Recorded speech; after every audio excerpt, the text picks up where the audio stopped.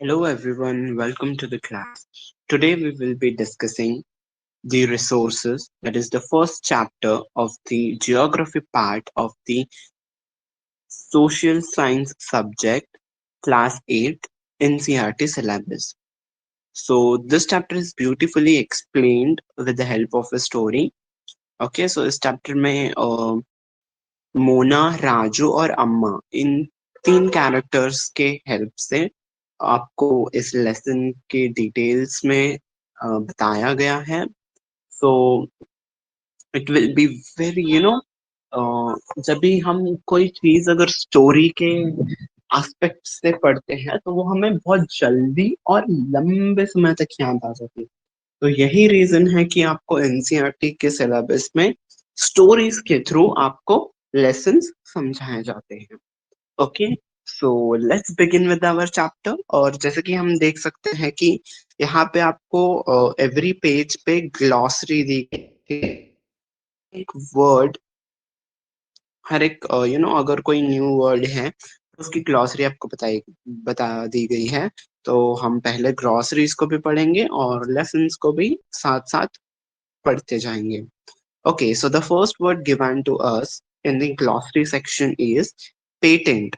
It means the exclusive right over any idea or invention. ठीक है, अगर कोई चीज इन्वेंट हुई होती है या फिर कोई चीज अगर कोई किसी की आइडिया है, अगर आपकी कोई आइडिया है तो आप उसको अगर पेटेंट करवाते हो, यानी कि एक फॉर्मल प्रोसीजर है, आप इनके इसको रजिस्टर कराते हो, तो आपके सिवा वो आपके परमिशन के बिना वो कहीं और जगह पे यूज नहीं कर सकता है. ठीक है, इतना समझ लो. ये कहाँ पे यूज होगा वो हम आगे पढ़ लेंगे. Okay, so let's begin with our chapter. Mona and Raju were helping Amma to clean their house. ये जो मोना और राजू है, प्रोबेबली ये बच्चे होंगे. किनके बच्चे? अम्मा के बच्चे. ठीक है, सो वो अपने मदर को हेल्प कर रहे होंगे घर साफ करने में. Look at all these things: clothes, utensils, food grains, combs, this bottle of honey, books. Each of these has a use, said Mona. तो मोना कहती है, देखो यहाँ पे क्लोथ्स है, यूटेंसिल्स मतलब बर्तन है, फूड ग्रेन्स मतलब जो अनाज होता है, कोम्स मतलब जो कंघी होती है, दिस बॉटल ऑफ हनी, कोई एक हनी की डिब्बी होगी, बुक्स. तो वो कहती है each of these has a use. इन सभी का कोई ना कोई अपना एक यूज है. That is why they are important, said Amma. तो अम्मा कहती है, हाँ, इनका कोई ना कोई यूज है, इसीलिए ही तो वो इम्पोर्टेंट है. These are the resources, these are resources. ठीक है, अम्मा कहती हैं ये, इन्हें हम कहते हैं resources. What is a resource was Raju's question to Amma. तो राजू पूछता है, Amma, what is a resource? Anything that can be used to satisfy a need is a resource. अम्मा replied. अम्मा कहती है, anything to satisfy anything that can be used to satisfy a need is resource. हमारी कोई जो जरूरत है उसको पूरे करने वाली कोई भी चीज हो, उसे हम कहते हैं रिसोर्स. ठीक है, सपोज अब अगर हम पानी को लेते हैं तो हमारी प्यास, पानी क्या करता है? हमारी प्यास को बुझाता है. हमारी नीड है प्यास को बुझाना. तो अगर वो हमारी प्यास बुझाता है, मतलब हमारी नीड को सेटिस्फाई करता है, तो पानी हमारे लिए रिसोर्स हो जाएगा. सो सिमिलरली कोई भी चीज, यू नो वो हमारे नीड को सेटिस्फाई करती हो, if any a particular thing find our need, that is called as a resource. Okay, look around you and observe. You will be able to identify many types of resources. The water you drink when you are thirsty, the electricity you use in your house, the rickshaw you use to get home from school, the textbook you use to study are all resources. ठीक है, your father has prepared a tasty snack for you. The fresh vegetables has used he has used are also a resource. So अम्मा कहती है देखो अपने आसपास आप चीजें देखो, water you drink when you are thirsty, ये मैंने आपको एग्जांपल बता दिया। फिर electricity you use in your house, मतलब अभी हमें सपोज कुछ भी हमें गर्मी हो रही है तो हम फैन को ऑन कर देते हैं। तो हमारी नीड जो है, मतलब हमारी नीड क्या है, गर्मी को कम करना, और वो किससे हो रही है कम, फैन से। तो फैन हमारे लिए रिसोर्स हो गया।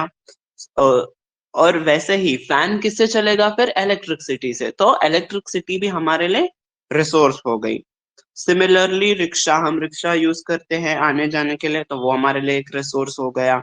देन टेक्स्ट बुक्स हम क्यों यूज करते हैं, अपने नॉलेज को बढ़ाने के लिए। हमारी नीड क्या है, हमें नई नई चीजें सीखनी है, हमें अपने नॉलेज को बढ़ाना है, तो टेक्स्ट बुक्स भी हमारे लिए रिसोर्स हो गए। और snack, your father has prepared a tasty snack, मतलब जो हमारे घर पे खाना बनता है, तो तभी हमारी नीड क्या होती है, भूख लगी है, तो हमारे भूख को शांत करना इज हमारी need. To satisfy our hunger is the need. So the food which we eat to satisfy our hunger is a resource for us, ठीक है। तो जब हम वो खाना खाते हैं हमारी भूख मिट जाती है, तो इसलिए वो हमारे लिए रिसोर्स हो गया। सो वाटर, इलेक्ट्रिसिटी, रिक्शा, ठीक है। Vegetable and text book have something in common, they have all been used by you, so they have utility, ठीक है। यूटिलिटी और usability is what makes an object और substance a resource, ठीक है। तो अम्मा कहती हैं कि देखो मतलब अभी ये सभी जो चीजें हैं, water, electricity, rickshaw, vegetable and text book, इन सब में एक चीज कॉमन है। क्या चीज कॉमन है, यूटिलिटी, मतलब इन सब का कुछ ना कुछ यूज है। तो यही जो यूज है वही किसी भी एक वस्तु को एक रिसोर्स बनाती है, ठीक है। If any a particular thing doesn't have any use, so that won't be a resource for you। अगर कोई भी चीज एक ऐसे कोने में पड़ी हुई है, आपको उस चीज का कोई भी यूज नहीं आ रहा है, तो वो आपके लिए रिसोर्स नहीं कहलाएगी।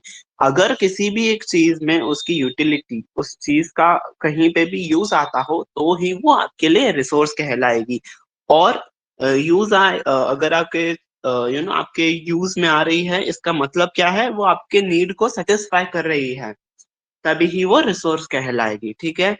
How does something become a resource, Raju now wanted to know. Raju ji पूछते हैं कि कोई भी चीज रिसोर्स कैसे बन जाती है। अम्मा told the children that things become resources only when they have a value.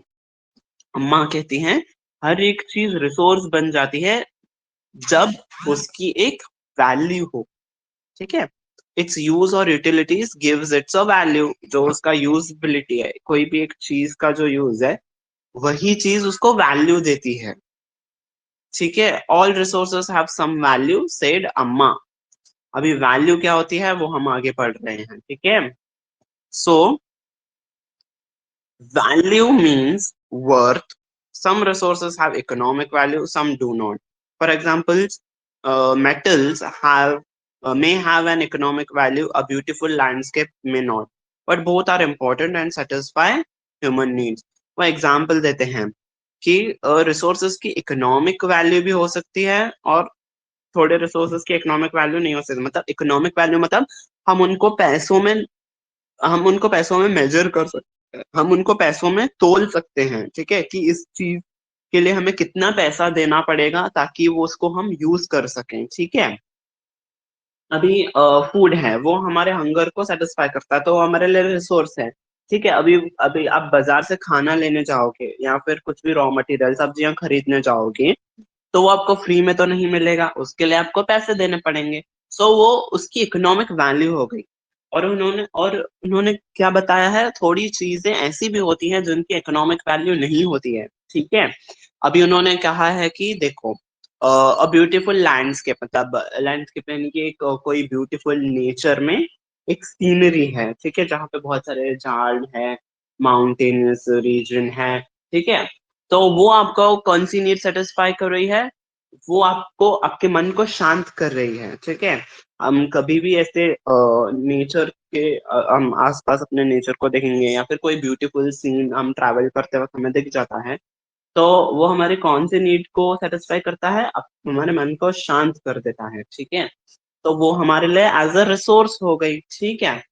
सो उसकी इकोनॉमिक वैल्यू नहीं है, आपको उसको देखने के लिए आपको पैसे नहीं भरने पड़े, बट वो रिसोर्स है, ठीक है। Next, some resources can become economically valuable with time. Your grandmother's home remedies have no commercial value today, but they are patented and sold by a medical firm tomorrow. They could have become economically valuable.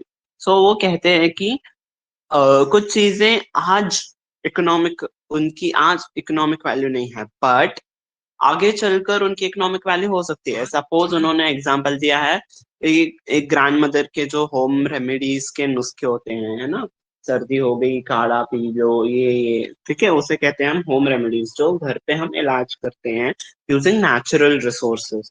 तो वो आज उनकी economic value नहीं है, ठीक है। अगर वो ग्रैंड मदर अपने रेमेडीज को पेटेंट करवाती हैं, रजिस्टर करवाती हैं, ठीक है, तो उसको यूज करने के लिए वो जो ग्रैंड मदर पेटेंट करवाएंगी उनको हमें पैसे देना पड़ेगा, ठीक है। अगर वो कोई नुस्खा है तो वो हमें उसको यूज करने के लिए और उसकी ट्रिक, मतलब उसमें क्या क्या मिलाना है, कैसे करना है, वो हमें तभी ही बताएंगे जब हम उनको पैसे देंगे, अगर वो उस पर्टिकुलर चीज को पेटेंट करवाती हैं। तो उस देखो, हम उसको पैसे देंगे तो उस चीज की इकोनॉमिक वैल्यू आ गई, अब हम उसको पैसे में तोल सकते हैं। पर जब वो पेटेंटेड नहीं था, तब उसकी इकोनॉमिक वैल्यू नहीं थी। तो वो इस एग्जाम्पल से बताना चाहते हैं कि जो चीजें आज जिनकी कोई इकोनॉमिक वैल्यू नहीं है, वो आगे चल के उनकी इकोनॉमिक वैल्यू को हम बढ़ा सकते हैं या उनसे इकोनॉमिक वैल्यू पा सकते हैं, ठीक है। So let's move to the next page. तो पहले हम ग्लॉसरी पढ़ लेते हैं ताकि हमें जब वो वर्ड आ जाए तो हम उसको ठीक तरीके से समझ सकें, ठीक है।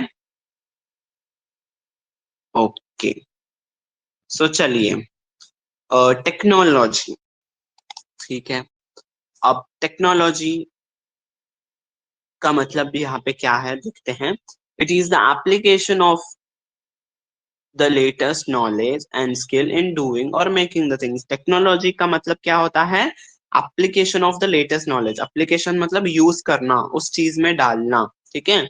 यूज करना क्या, लेटेस्ट नॉलेज को यूज करना, और स्किल जो हमारे पास काबिलियत है उसको यूज करना, किसमें, इन डूइंग और मेकिंग थिंग्स, चीजों नई चीजें बनाने में और चीजों को करने में। जो हम टेक्नोलॉजी जो हम अपने स्किल को यूज करते हैं उसी को कहते हैं टेक्नोलॉजी, ठीक है। सपोज अभी कोई एक काम है, ठीक है, हमें एक ड्राइंग करना है। तो अब हम जो ड्राइंग करेंगे, application of the latest knowledge, तो पहले हम पेंसिल से करते थे, अब हमारे पास बहुत सारे एप्स आ गए हैं, कंप्यूटर सॉफ्टवेयर आ गए हैं, तो अब हम सॉफ्टवेयर के थ्रू करेंगे, तो उसको कहते हैं use of skill in doing the things. ये उसका एग्जांपल हो गया, ठीक है। हम चीजों को यूज कर रहे हैं तो वो भी एक टेक्नोलॉजी ही हो गई, ठीक है। Okay, let's move further. Time and technology are two important factors that can change substances into resources. ये दो ऐसी चीजें हैं, time and technology, two important factors हैं, ये बहुत ही इम्पोर्टेंट फैक्टर्स हैं that can change the substance into resources, जो किसी भी सब्सटेंस को रिसोर्स में चेंज कर सकती हैं। Both are related to the needs of the people. People themselves are the most important resource. It is their ideas, knowledge, inventions, and discoveries that lead to the creation of more resources. यहाँ पे हमें बताया जा रहा है कि humans, जो इंसान है, वो भी एक तरीके से रिसोर्स ही है, ठीक है। उनकी जो आइडियाज होती हैं, नॉलेज होता है, वो जो नई नई चीजों को इन्वेंशन करते हैं, डिस्कवर करते हैं, that lead to the creation of more resources, उनसे और भी ज्यादा रिसोर्सेज क्रिएट होते हैं। The discovery of fire led to the practice of cooking and other processes, while the invention of wheel ultimately resulted in the development of newer modes of transport. So उन्होंने क्या कहा, humans भी एक resources हैं और उनके द्वारा जो चीजें डिस्कवर की जाती हैं, उनसे हम और रिसोर्सेज को बना सकते हैं। अभी ह्यूमंस ने क्या इन्वेंट किया? फायर इन्वेंट किया, ठीक है। फिर हमने फायर से और ज्यादा चीजें करनी स्टार्ट कर दी। फिर ह्यूमंस ने व्हील को इन्वेंट किया। देन उस व्हील से हमने नए नए ट्रांसपोर्ट व्हीकल्स बनाए। ट्रेन आ गया, बस आ गया, पहले सिर्फ बुलक कार्ट होती थी। देन हमने ट्रेन बना दिया, बस बना दिया, एरोप्लेन्स आ गए। ओके,